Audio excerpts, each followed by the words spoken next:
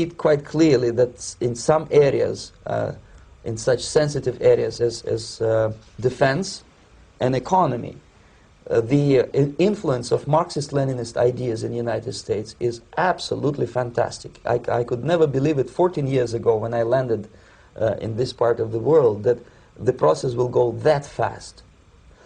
The next stage, of course, is crisis. It may take only up to 6 weeks to bring a country to the verge of crisis. You can see it in Central America now.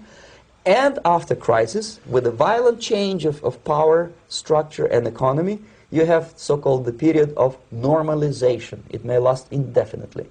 Normalization is a cynical expression borrowed from Soviet propaganda. When the Soviet tanks moved into Czechoslovakia in '68, Comrade Brezhnev said, "Now the situation in brotherly Czechoslovakia is normalized."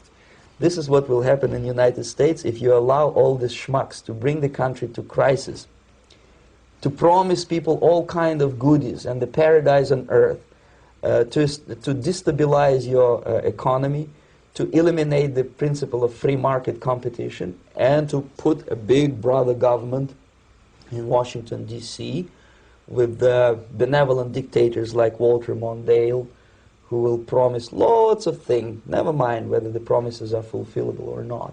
He will go to Moscow to kiss the bottoms of new generation of Soviet assassins, never mind. He will create false illusions that the situation is under control. Situation is not under control. Situation is disgustingly out of control.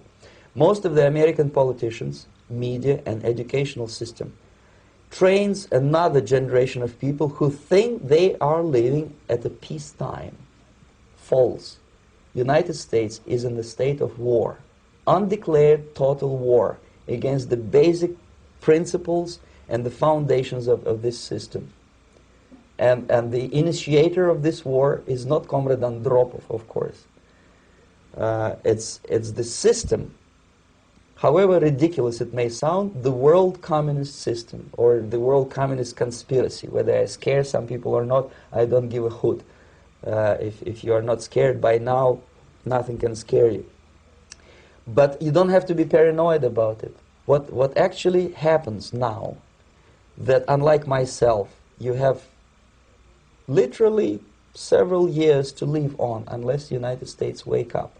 The time bomb is ticking. With every second, the disaster is coming closer and closer. Unlike myself, you will have nowhere to defect to, unless you want to live in Antarctica with penguins. This is it. This is the last country of freedom and possibility. Okay, so what do we do? What is your recommendation to the American people? Well, the immediate thing that comes to my mind is, of course, there must be a very strong national effort to educate people in the spirit of real patriotism, number one. Number two, to explain them the real danger of socialist, communist, whatever, welfare state, big brother government.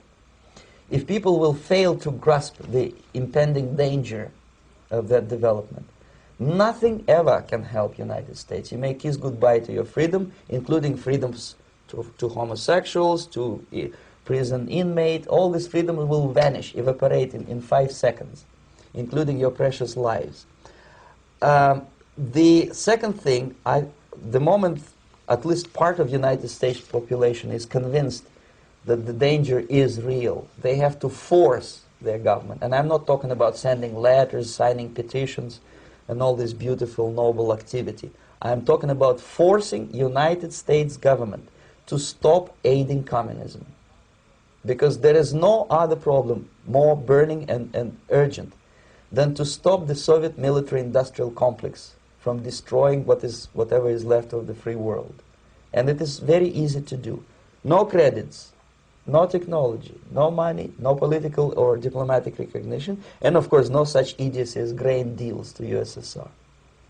The Soviet people, 270 millions of Soviets, will be eternally thankful to you if you stop aiding a bunch of murderers who sit now in Kremlin and whom President Reagan respectfully calls government. They do not govern anything, least of all such complexity as the Soviet economy. So two very simple, maybe too simplistic answers. or solutions, but nevertheless, they are the only solutions. Educate yourself, understand what's going on around you. You are not living at the time of peace. You are in a state of war, and you have precious little time to save yourself. You don't have much time, especially if you are talking about young generation. There's not much time left